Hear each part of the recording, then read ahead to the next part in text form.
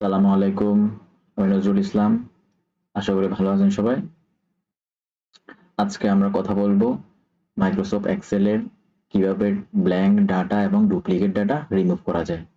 সেই জন্য প্রথমে আমাদেরকে একটা মাইক্রোসফট এক্সেল একটা ডাটা শিট নিতে হবে। সেই ডাটা শিট নিলাম।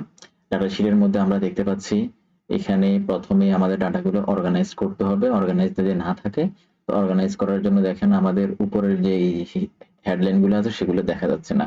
এখানে লোন আইডি, জেন্ডার, ম্যারিড, ডিপেন্ডেন্টস, এখানে এরপরে কি আছে বা এরপরে আছে কি এগুলো সবগুলো দেখা যাচ্ছে না। তো এই জিনিসটা প্রথমে অর্গানাইজ করার জন্য প্রথমে আমাদেরকে পুরোটা সিলেক্ট করে নিতে হবে। হোল ডেটা সেটটাকে সিলেক্ট করে এই জিনিসটা আপনি একটা একটা করে সিলেক্ট করতে পারেন। যদি এখানে ক্লিক করার পরে এটা ঠিক হয়ে যাবে। এখানে ক্লিক করার পর ঠিক হয়ে গেল। এখানে হচ্ছে যতই বড় কোনো ডাটা সেট হয় তখন আপনি এটা কিভাবে করবেন সেটার জন্য হচ্ছে প্রথমে পুরোটাকে সিলেক্ট করতে হবে কন্ট্রোল এ দিয়ে হাফ সিলেক্ট হলো, কন্ট্রোল সেকেন্ড টাইম দিলে পুরোটাই সিলেক্ট হলো। পুরোটা সিলেক্ট হওয়ার পরে আমাদের যেতে হবে হোম ট্যাবে গিয়ে এই যে ফরম্যাট একটা অপশন আছে, ফরম্যাটে গিয়ে অটো ফিট কলাম উইথ হলে এই যে দেখেন এখন কিন্তু খুব সুন্দরভাবে দেখা যাচ্ছে loan ID, gender, married, ডিপেন্ডেন্টস, education, self employed এগুলো সবগুলো এখন দেখা যাচ্ছে। এবার আমাদের যে রো গুলো আছে, রো গুলাতে অনেক সময় উপর নিচে করা থাকে, ইনফরমেশন ঠিকমতো দেখা যায় না। এই কারণে আবার আমরা ফরম্যাট দিয়ে অটোফিট রো হাইট দিলে রো গুলো এখন ঠিক হয়ে যাবে। এরপরে হচ্ছে আমাদের এখানে যে ব্ল্যাঙ্ক ডাটাগুলো আছে, অর্থাৎ এই যে এখানে 4 নাম্বার রোটা ব্ল্যাঙ্ক আছে, 10 নাম্বার রোটা ব্ল্যাঙ্ক আছে, 16 নাম্বার ব্ল্যাঙ্ক আছে, এভাবে আরো যে ব্ল্যাঙ্ক গুলো আছে এই ব্ল্যাঙ্ক গুলো আমরা কিভাবে ফাইন্ড আউট করে ডিলিট করব, রিমুভ করব, সেটার জন্য হচ্ছে প্রথমে আবার ডাটা সেটকে সিলেক্ট করতে হবে পুরোটা। কন্ট্রোল এ দুইবার ক্লিক করলে এটা পুরোটা সিলেক্ট হচ্ছে। পুরোটা সিলেক্ট হওয়ার পরে আমাদের ফাইন্ড এই যে লাস্টে একটা অপশন আছে ফাইন্ড এন্ড সিলেক্ট অপশনে ক্লিক করলে এখানে একটা অপশন আছে গো টু স্পেশালে ক্লিক করার পরে আমাদের এখানে এই যে এখানে একটা দেখেন ব্ল্যাঙ্কস নামে একটা অপশন আছে, ব্ল্যাঙ্কসে ক্লিক করার পরে যে ওকে দিলাম। এই দেখেন আমার তাহলে যে ডাটাগুলা যেই আমাদের ব্ল্যাঙ্কস আছে সেগুলা সিলেক্ট হয়ে কালো হয়ে আছে, সেগুলো কিন্তু ডিলিট হয় না, সিলেক্ট হয়েছে।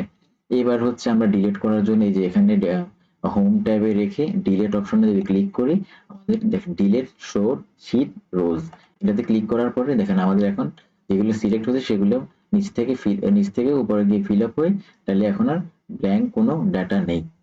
এটা হচ্ছে ডাটা অ্যানালাইসিস এর ক্ষেত্রে আপনার কাজে লাগতে পারে।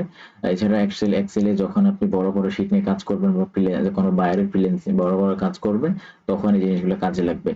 আচ্ছা, এরপরে হচ্ছে আমাদের হচ্ছে কোনো ডুপ্লিকেট ডাটা যদি থাকে তাহলে সেটা কিভাবে ফাইন্ড আউট করে রিমুভ করব এটা ডাটা সেট থেকে। এটার জন্য অর্থাৎ ডুপ্লিকেট ডাটা বলতে অর্থাৎ একই ইনফরমেশন দুইবার থাকা, এ যদি আমাদের থেকে থাকে তাহলে আমরা কিভাবে রিমুভ করব সেটার জন্য আবার আমরা কন্ট্রোল এ দিয়ে পুরোটা সিলেক্ট করব। সিলেক্ট করার পর হচ্ছে আমাদের এই যে একটা ট্যাব আছে, ট্যাবগুলোর মধ্যে ডাটা যে ট্যাবটা আছে এই ডাটা ট্যাবে যাওয়ার পর হচ্ছে আমাদের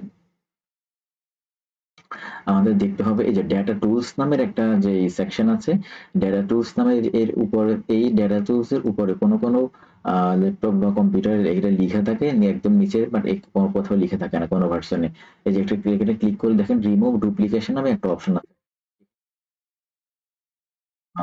হতে পারে আবার সিলেক্ট করে দুইবার সিলেক্ট করা লাগতে পারে। সিলেক্ট করার পর হচ্ছে এখানে দেখেন রিমুভ ডুপ্লিকেশনস নামে একটা ট্যাব ওপেন হয়েছে।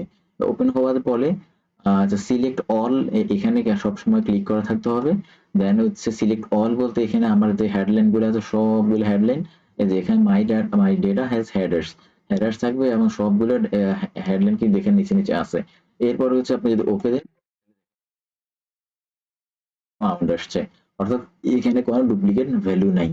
এভাবে করে আমরা ব্ল্যাঙ্ক ডাটা অর্গানাইজ করতে পারি এবং ব্ল্যাঙ্ক ডাটা থাকলে সেটা ইরেজ করতে পারি এবং ডুপ্লিকেট ডাটা থাকলে সেটা রিমুভ করতে পারি। আশা করি বুঝতে পারছেন। না বুঝে থাকলে কমেন্টে করবেন। ধন্যবাদ।